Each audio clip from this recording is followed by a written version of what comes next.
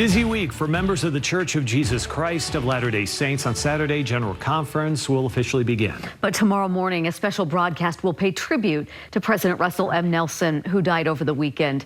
As news specialist Daniel Woodruff explains, having a church president pass away so close to conference is rare.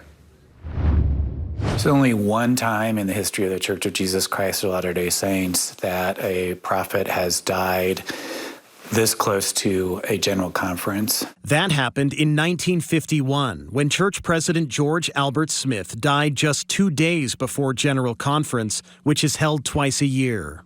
Paul Reeve, Simmons Chair of Mormon Studies at the University of Utah, says President Smith's funeral was folded into the conference, and the new prophet, David O. McKay, was sustained after that.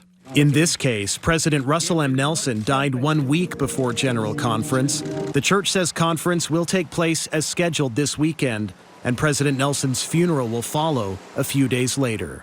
I think people are still anticipating that Dallin H. Oaks will be sustained and ordained the next president of the church, likely as a part of the General Conference proceedings, but the church has not yet made that announcement. That could also happen after President Nelson's funeral. President Oaks, who's been serving as first counselor in the church's first presidency, released a statement this week calling President Nelson a dear friend and cherished leader. A special broadcast tomorrow morning will pay tribute to President Nelson, with church leaders and the Tabernacle Choir participating. I think President Nelson will most be remembered as an advocate for peace building and a peacemaker. It was a central theme of his administration and his preaching, also a temple builder.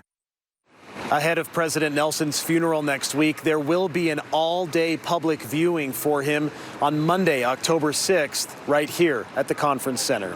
Daniel Woodruff, KSL 5 News.